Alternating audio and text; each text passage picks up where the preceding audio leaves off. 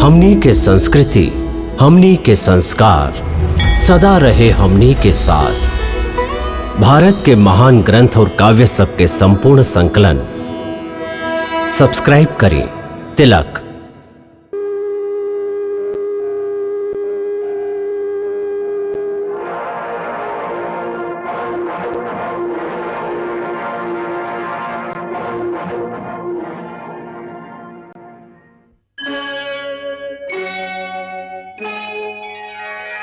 कृष्णा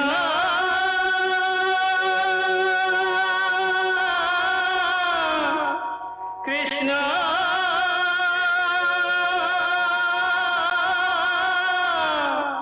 हरे कृष्णा हरे हरे।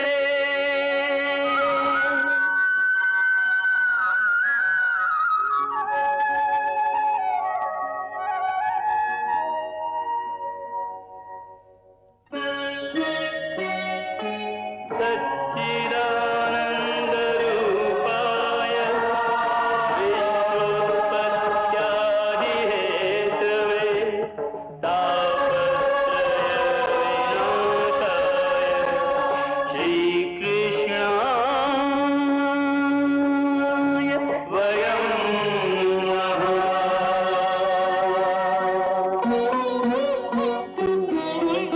श्रीकृष्ण गोविंद हरे मुरारे, हे नाथ नारायण वासुदेव। हरे कृष्ण राधे राधे कृष्ण कृष्ण हरे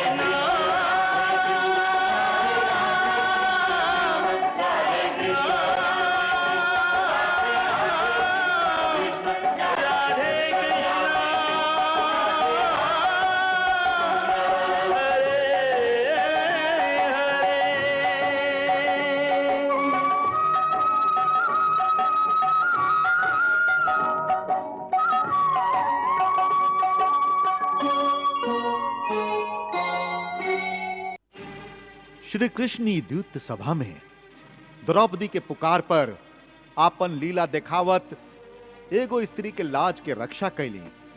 ई देख के सब स्तब्ध रह गईलन। दुर्योधन, दुशासन, कर्ण और शकुनी जैसन पापी लोग के थोड़िका समय खातिर आपन हथियार रख देवे के पड़ गई रहे, काहे कि श्री कृष्ण के लीला के बाद सबके आत्मा जाग गई रहे।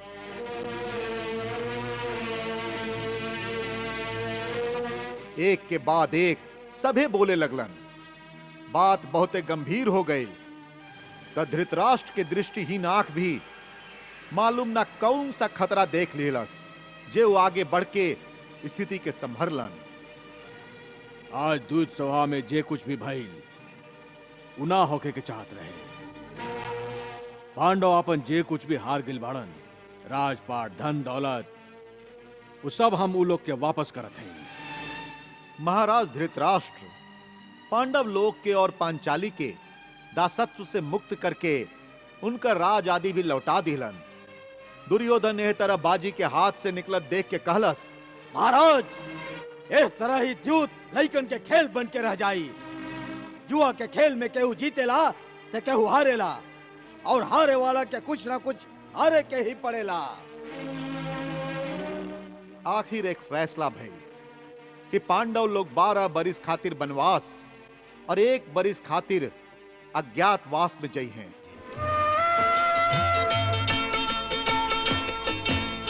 कोई दोष का फल कहे, कोई नियत का लेख। कोई दोष का फल कहे, कोई नियत का लेख।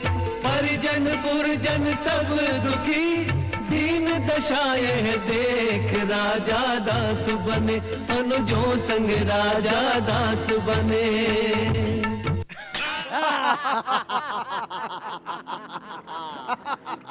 वाह मामा जी वाह, आप पांचों पांडव लोग के आखिर वन के रास्ता दिखा ही दिली। वो लोग के सगरे राजपाट उनका से छीन ली। वाह। हाँ मामा जी, पांचाली द्रौपदी के ते निर्वस्त्र ना कर सकली, बाकी पांडव लोग के तो आप नंगा कर ही देली। मामा जी, सब आपके आज्ञाकारी पासा के चमत्कार है। निसंदेह निसंदेह ही चमत्कार ही तह जे युद्ध के बिना ही इंद्रप्रस्थ और हस्तिनापुर के हमार चरण मिला के डाल दिले हई। मामा जी, हमके बात के पूरा विश्वास है कि दूत से पहले आप जादू मंत्र से पासा के अपना वश में कर ले रही। तबे तो पासा आपके इशारा पर नाचत रहे। थोड़ी का धीरे बोला अंगराज कर्ण, धीरे। सुनला ना तू, दीवार के भी कान होखेला। यदि शकुनी मामा के षड्यंत्र के केहू के पता चल गईल तो अनर्थ हो जाई, अनर्थ। हाँ, अब कोनो अनर्थ ना हुई मामा जी ना। अब हमार केहू कुछ ना बिगाड़ सकेला। अब हम राजा हो गए हई, राजा। राजा तो बन गईला, बाकी खाली 13 बरिस खातिर। ओकरा बाद पांडव लोग के उनका राजपाट सभी कुछ लौटावे के ही पड़ी। हम कबो ना लौटाई अंगराज कर्ण। इतना छल कपट पांडव लोग के खाली 13 बरिस खातिर वनवास भेजे खातिर ना कैले हई। अरे 12 बरिस में तो पांचों पांडव कोनो जंगली जानवर के भोजन बन गई है, भोजन। यदि बच निकलन तो हम उन लोग के अज्ञातवास में से ढूंढ निकालब और संधि के अनुसार उन लोग के फिर 12 बरिस के वनवास भोगे के पड़ी, वनवास। वाह, वाह भगीना वाह। मतलब हम लोग पांडव लोग के भाग्य में पूरा जीवन वनवास लिख दे ले।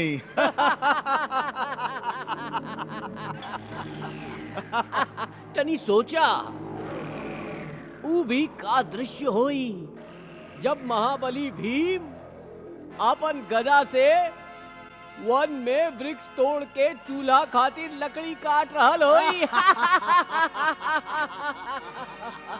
और अर्जुन अपन बाण से खाए खातिर वृक्ष से फल तोड़ रहल होई।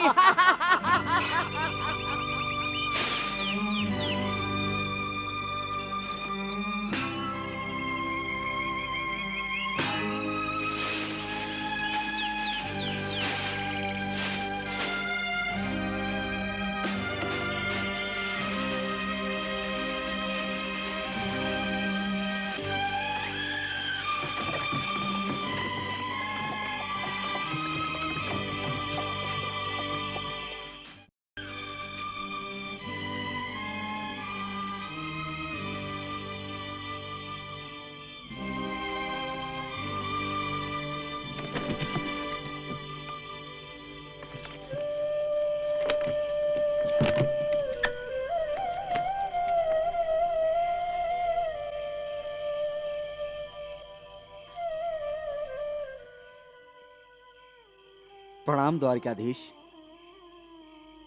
प्रणाम माई। प्रणाम केशव, प्रणाम।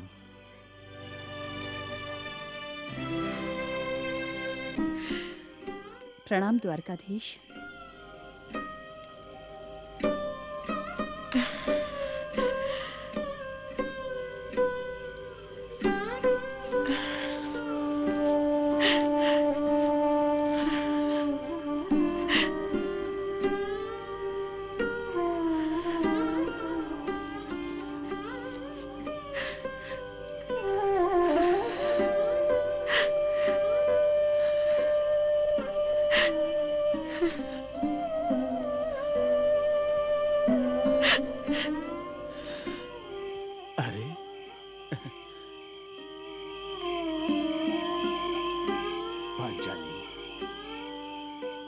तोहरा आंख में ही आंसू अच्छा ना लगेला।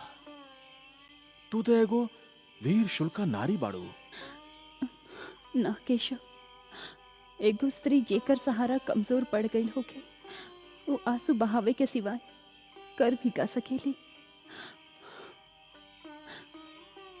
वो तो आप समय पर पहुंच के हमार लाज के रक्षा ना करती तो ना मालूम का अनर्थ हो जाइत। कुछ ना होइत। याद रखा, जब तक तुहारी सखा इस संसार में बाणे तो के कुछ ना हो सकेला। ए पर विश्वास रखा।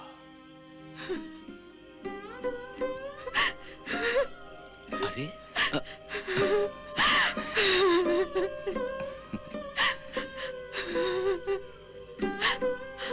पांचाली,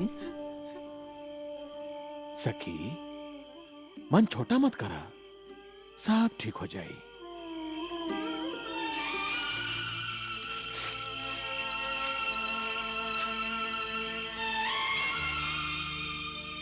ए, तू सब है ऐसे मुंह लटकौले काहे खड़ा बाड़ा? जिनकर माथा पर सूरज के तेज है, वो पांडव लोग के चेहरा पर निराशा और पराजय के काली घटा ई आंखा से देखल लिखे जात। जिनकर मान सम्मान बुरा तरह से लुट चुकल होके वासुदेव, उन लोग के चेहरा ए लायक होत भी नहीं खे कि देखल जाए। सच तो ई है कि हम लोग केहू के मुंह दिखावे के लायक ही ना रहली। जुआ हम लोग के कहीं के ना रखलस। अच्छा भाई, हम संसार से कट के ए वन के एकांत में आ गेली। इहवा हमार लज्जित चेहरा देखे वाला केहू नहीं खे। अब एह वन में मुंह लुकावे से का लाभ?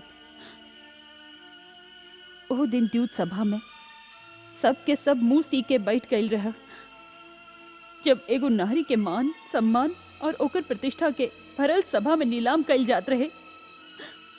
ऊ द्रौपदी जे कबो आईना के सामने भी एक वस्त्र में नहीं खिंचात, उहे द्रौपदी के ओकर बाल पकड़ के घसीटत भरल सभा में लावल गई, ओकरा वस्त्रहीन करे के कोशिश कइल गई। और ये लोग दर्शक लेखा तमाशा देखत रहन। इनकर खून ना खौलल, इनकर क्रोध के ज्वालामुखी ना फटल। अरे पांचों में से कौनो एगो के भी साहस ना भइल जे हमार लाज के रक्षा करितन।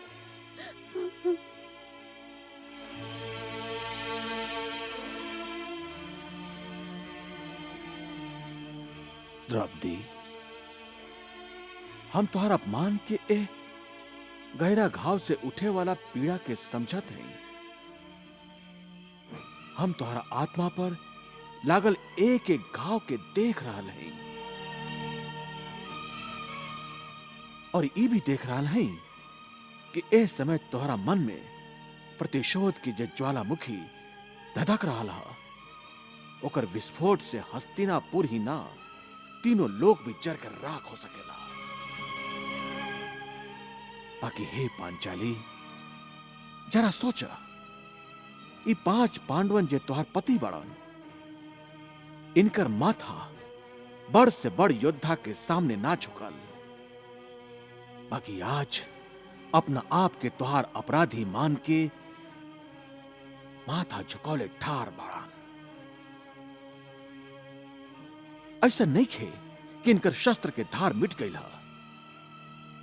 ये अपन बल से आज भी परलय ला सकेलन।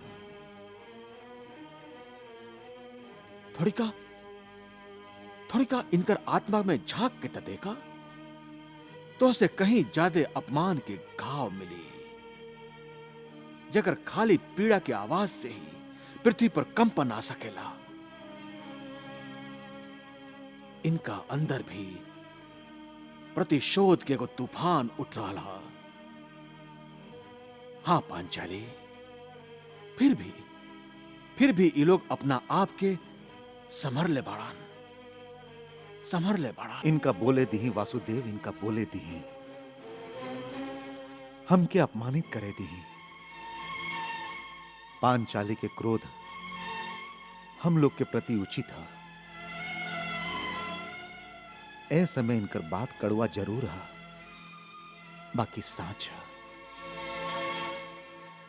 हाँ केशव, द्रौपदी के ई कड़ुआ शब्द जे बाण बन के हमारे हृदय के छेद रहल है, ओ से पीड़ा जरूर हो रहल है। बाकी हम इस पीड़ा में तड़पत रहल चाहत हई।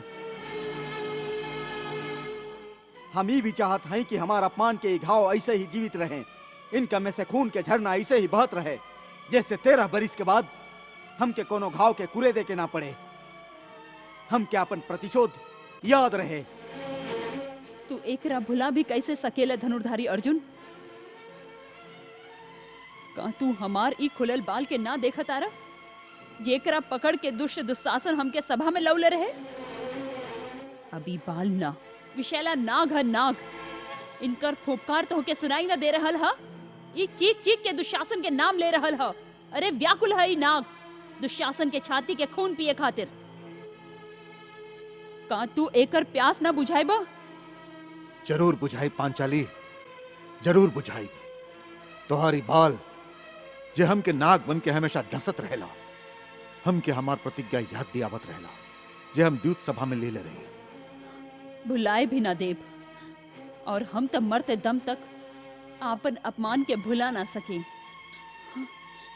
और आप सभे के ओह समय तक क्षमा न करब जब तक हमार अपमान के बदला ना लिहल जाए।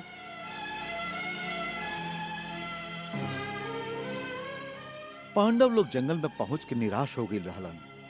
श्री कृष्ण उ लोग के हिम्मत बढ़ावनी और उ लोग के कौरवन के कुटिल चाल समझावनी, जे यह चाहत रहन कि पांडव निराश और बलहीन हो जास। कौरवन के यह चाल के विफल करे खातिर श्री कृष्ण पांडव लोग के बतौली कि 13 बरिस के वनवास असल में तू लोग खातिर विधि के वरदान हा। विधि के यह वरदान के लाभ उठा के पांडव लोग के आपन शक्ति, आपन बल बढ़ावे के चाहिए।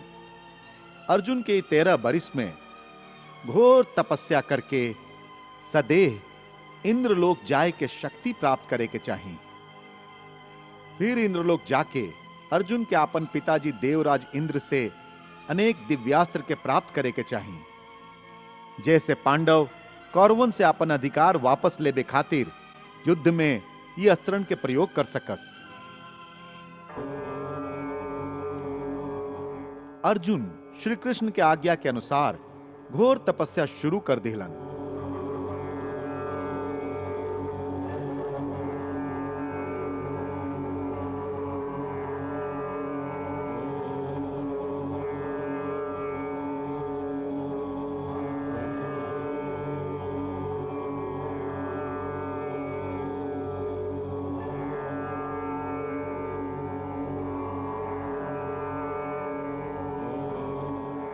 अंत में जब अर्जुन इंद्रलोक में सदेह जाए योग्य हो गईलन, तो इंद्र उनका लावे खातिर आपन विमान धरती पर भेजलन।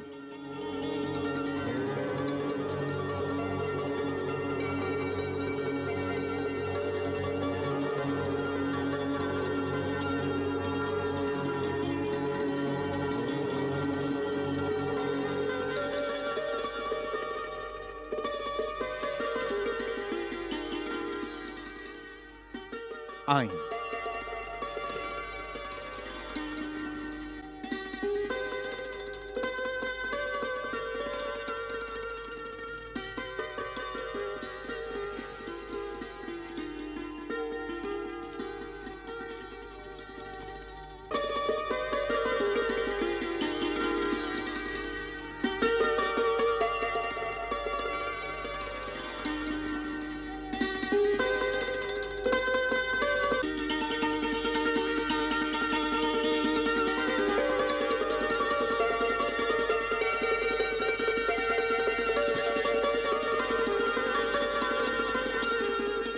बेटा अर्जुन, इंद्रलोक में तोहार स्वागत है। हम तो होके दिव्यास्त्र जरूर प्रदान करब, जेतो की युद्ध में बहुत काम आई। हम धन्य भैनी पिताजी। उर्वशी, अर्जुन हमारे इंद्रलोक के विशेष अतिथि बाड़न। उनकर आव भगत और उनकर सेवा में कौनो कमी मत रखिए। जरूर आई।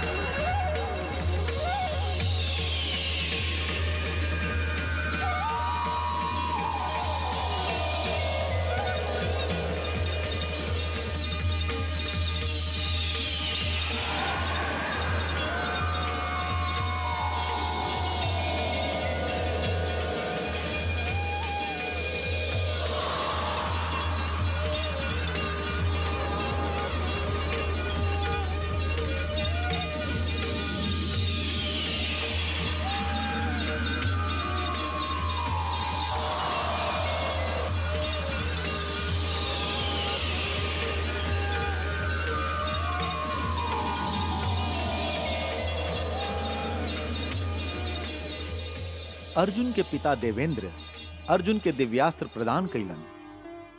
ओहर उर्वशी अर्जुन के देख के मोहित हो गईली। अर्जुन के वीरा में तड़पत उर्वशी एक रात अर्जुन के कक्ष में गईली।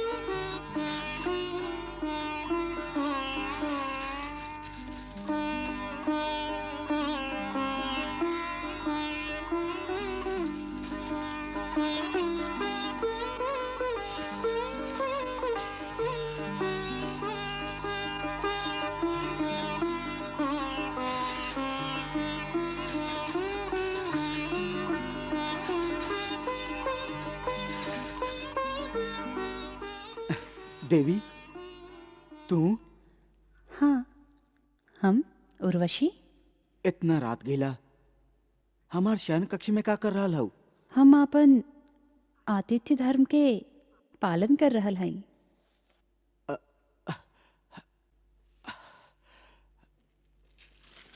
आतिथ्य धर्म? हाँ पार्थ, तू इंद्रलोक के अतिथि बाड़ा और तुहार सेवा कईल हमार परम कर्तव्य है। यह सोच के हम तुहार सेवा में उपस्थित भइल हई। बाकी इतना रात गेला पर? ई सुंदर रात जेकर बाह में चंद्रमा आपन प्रेम अर्पण कर रहल हा। ई सितारा, ई मदमस्त सुगंधित पवन, का बुराई है एह रात में? एगो मनमोहक अतिथि के सेवा खातिर ऐसे उचित समय और का हो सकेला? देवी, ये तोहरा का हो गेल हा? तो के हमसे ऐसन बात ना करे के चाहिए। तब फिर कैसन बात करे के चाहिए? तू ही कह ना। हमार समझ में नहीं खियावत कि हम तो के का कहीं। समझ में नहीं के आवत? तू इतना भोला भी ना हो सकेला कि कौनो सुंदरी के यौवन और ओकर आह्वान के भाषा ना समझ सकेला। बताव, का ई हमार कटीला नैन कुछ ना कहतारन? हमार चूड़ी के खनक, पायल के झनक कुछ भी ना कहतारन? ई सुंदर रात के सुंदर संकेत के का तू समझत नहीं खा?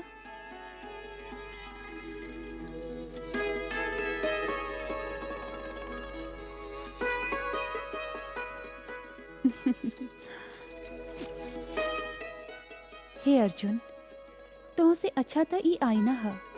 एगो स्त्री जब आईना के सामने आपन सुंदर यौवन के सिंगार रस में डुबावेली, सज धज के आपन ही छवि से लजाएली, तो ई निर्जीव आईना भी ओकर सिंगार के इशारा समझ जाला। तो फिर तू काहे ना समझ सकेला? तू तो सजीव बाड़ा, युवा बाड़ा, और यौवन ये बात स्वयं ही समझा दे बेली। हे उर्वशी, लागत आज तोरा पर सोमरस के ना यौवन के नशा चढ़ल हा। एगो मनमोहक अतिथि के सेवा खातिर ऐसे उचित समय और का हो सकेला? देवी, ये तोहरा का हो गेल हा? तो के हमसे ऐसन बात ना करे के चाहिए। तब फिर कैसन बात करे के चाहिए? तू ही कह ना। हमार समझ में नहीं खियावत कि हम तो के का कहीं। समझ में नहीं के आवत? तू इतना भोला भी ना हो सकेला कि कौनो सुंदरी के यौवन और ओकर आह्वान के भाषा ना समझ सकेला। बताव, का ई हमार कटीला नैन कुछ ना कहतारन? हमार चूड़ी के खनक, पायल के झनक कुछ भी ना कहा तारन? इस सुंदर रात के सुंदर संकेत के का तू समझत नहीं खा?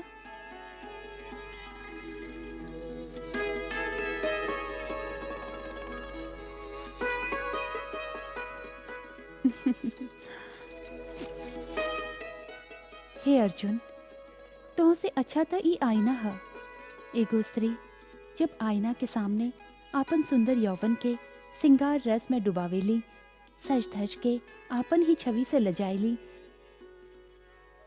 तई निर्जीव आईना भी ओकर सिंगार के इशारा समझ जाला। तब फिर तू काहे ना समझ सकेला? तू तो सजीव बाड़ा, युवा बाड़ा, और यौवन ये बात स्वयं ही समझा दे बेली। हे उर्वशी, लागत आज तोरा पर सोमरस के ना यौवन के नशा चढ़ल है। बाकी ई नशा तोहरा पर काहे ना चढ़ल?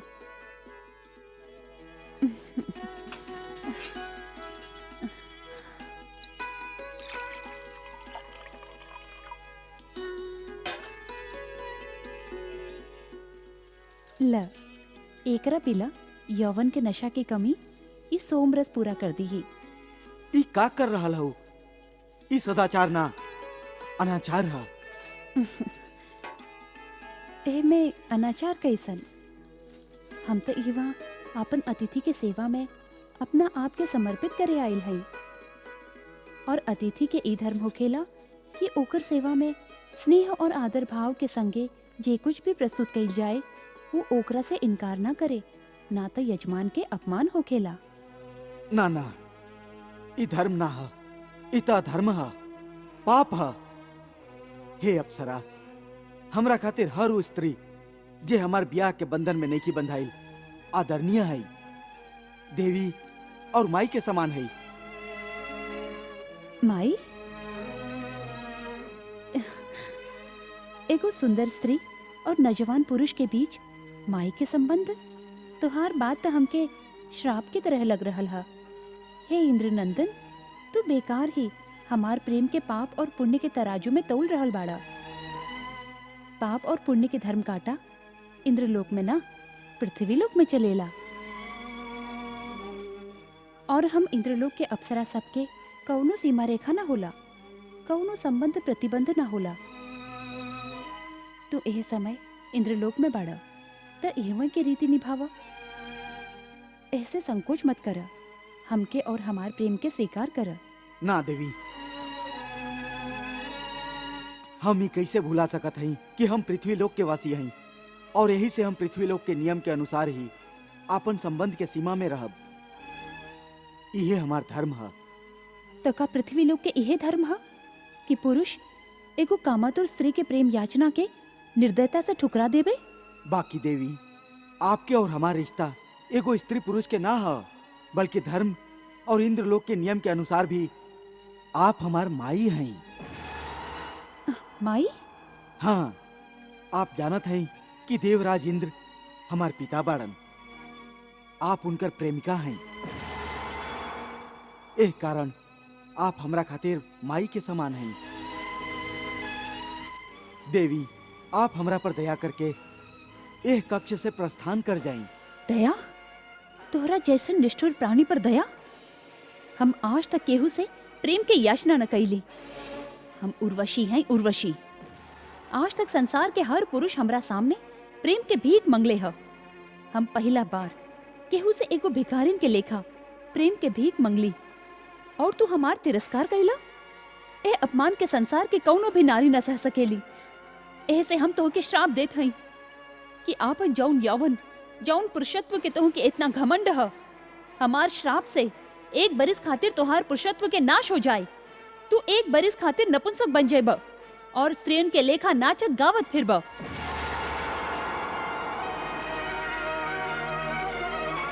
यह हमार श्राप है, जेकरा केहू न टार सकेला, केहू ना। माई, हम आपके श्राप के स्वीकार करत हैं। प्रभु, अप्सरा उर्वशी अर्जुन के इतना भयंकर श्राप दिले हई।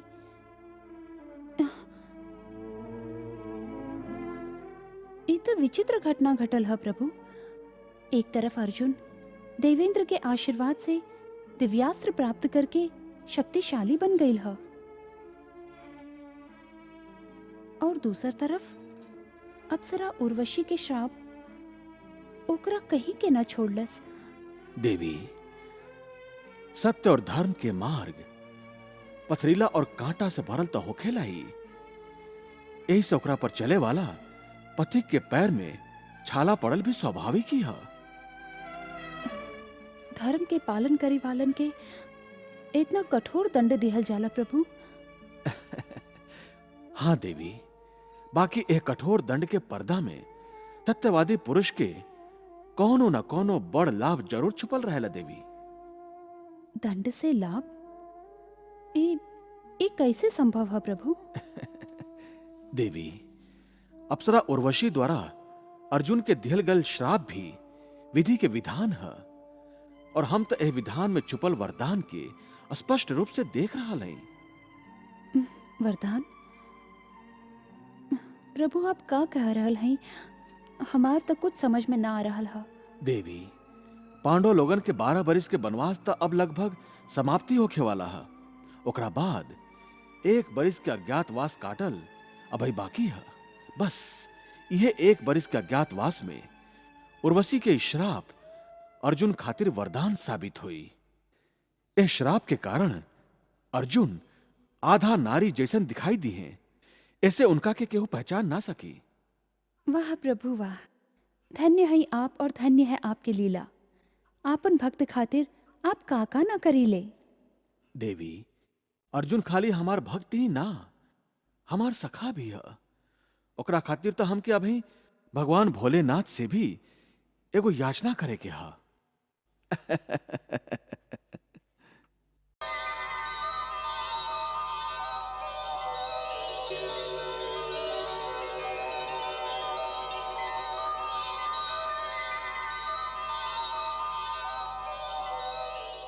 प्रभु अपन भक्त से याचना ना करेलन, आदेश देवेलन।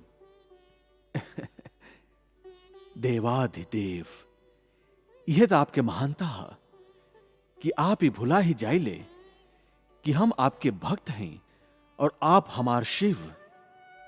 ई तर्क में का रखल है कि के केकर भक्त था? अब ई बताई प्रभु कि आप हमके कौन काम खातिर याद कैले हैं? हे कैलाशपति, हमार मित्र, हमार सखा अर्जुन इंद्रलोक में जाके आपन पिता देवराज इंद्र से बहुत तरह के दिव्यास्त्र प्राप्त कर चुकल हवन। बाकी ये पर्याप्त नहीं है, काहे कि आवे वाला युद्ध में अर्जुन के भगवान परशुराम के शिष्य से द्रोण, कर्ण और भीष्म सभे से लड़े के पड़ी। हे महादेव, आप तो ये जानत ही हैं कि भविष्य में कौरवन और पांडवन के बीच जे महायुद्ध होखे वाला है, वह विनाशकारी महायुद्ध खातिर अर्जुन के पास दिव्यास्त्र के भंडार होखल बहुत जरूरी है। ऐसे हम चाहते हैं कि देवराज इंद्र के बाद हमार सखा अर्जुन पर आपके कृपा दृष्टि भी हो जाए। कहा कि आपके कृपा दृष्टि के बिना कौनो भी योद्धा विजय कैसे हो सकेला। ऐसे हे महादेव, आप अर्जुन के गुरु बन जाएं। त्रिलोक में आपके जैसन गुरु दूसर केहू हो ही ना सकेला। प्रभु, हम आपके आदेश के पालन पूरा तरह करब। हम अर्जुन के गुरु जरूर बनब। बाकी का महादेव? बाकी गुरु बने से पहले हम अर्जुन से गुरु दक्षिणा लिहल चाहब। कैसन गुरु दक्षिणा? शिक्षा देवे से पहले हम अर्जुन के बल, ओकर शौर्य और ओकर धनुर्विद्या के परीक्षा लिहल चाहत हैं। मतलब वो हमार शिष्य बने योग्य बा कि ना, हम ही देखल चाहत हैं। जरूर महादेव, हमके विश्वास है कि अर्जुन आपके परीक्षा के कसौटी पर पूरा तरह खरा उतरिए। हमरा कहला के अनुसार अर्जुन इस समय आपके शिष्य बने खातिर आपके प्रतीक्षा कर रहल बाणन।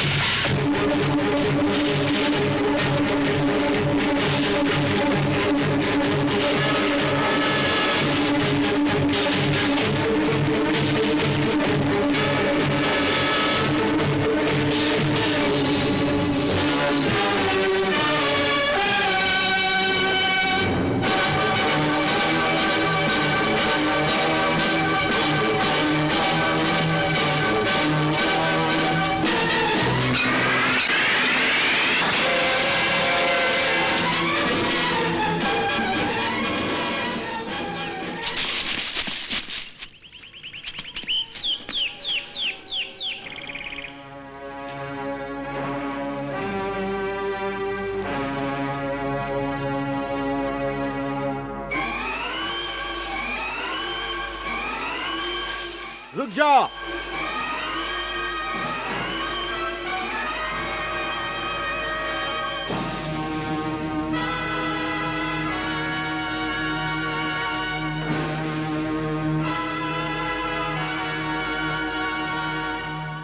इस सुअर के तरफ नजर उठा के भी मत देखिए, काहे कि हमार शिकार है।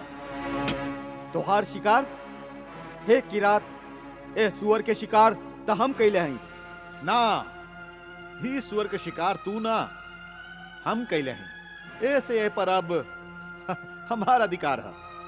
ई सुअर पर खाली हमरे अधिकार बा। हम ही ए पर पहले बाण चलौले हई। तू झूठ बोला तारा, ए पर वाण हम चलौले रहे। बाकी एकरा पहले हम देखले रही। ना, एकरा देखले भी पहले हम ही रही, ऐसे एकरा हम लेके जाई। हे किरात, हम तो के अपन शिकार ऐसे ही ले जाए ना देव। एकरा खातिर पहले तो के हमरा से तुरंत युद्ध करे के होई। जे जीती ऊ ई सुअर के शिकार लेके जाई। यदि तुम्हारी है इच्छा है तो ऐसने सही हो जाए युद्ध।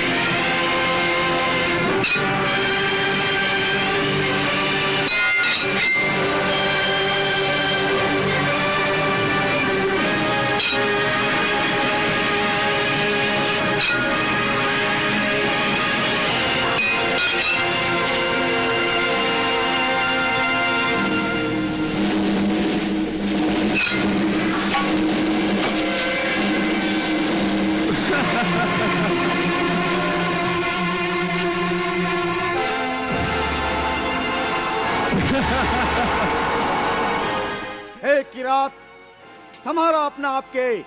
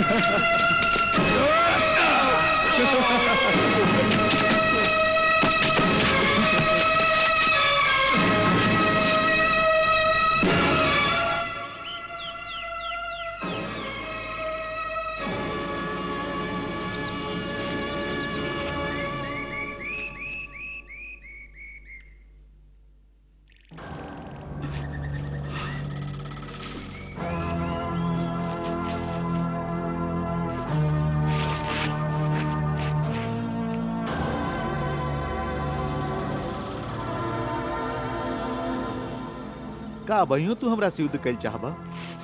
हे किरात, युद्ध अभी समाप्त ना भइल ह। बाकी फिर युद्ध करे से पहले हम शिव जी के पूजा कैल चाहत हई। हमके स्वीकार है।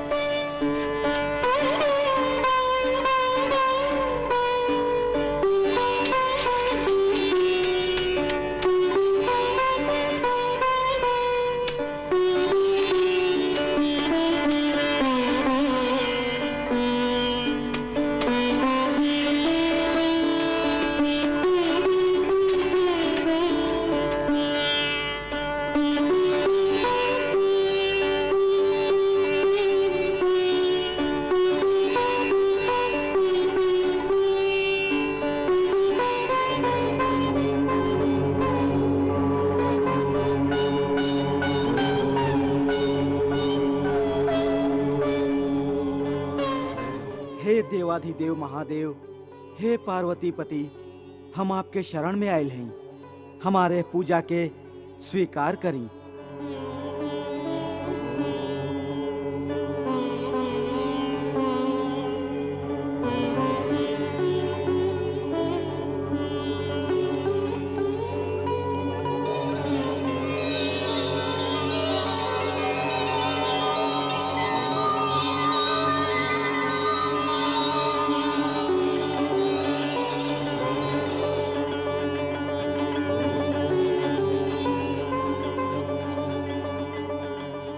हे नीलकंठ, हे त्रिपुरारी, हम के किरात के युद्ध में परास्त करे के शक्ति प्रदान करी।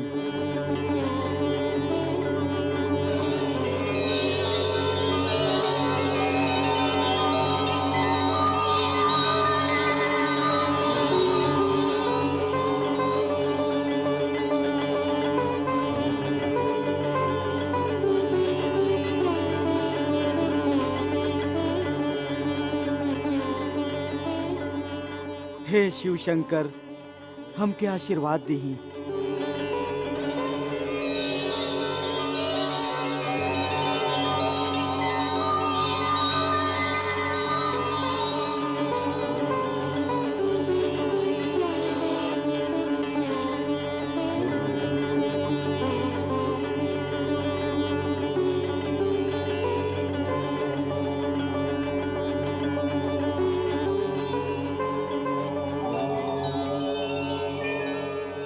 हे पार्थ,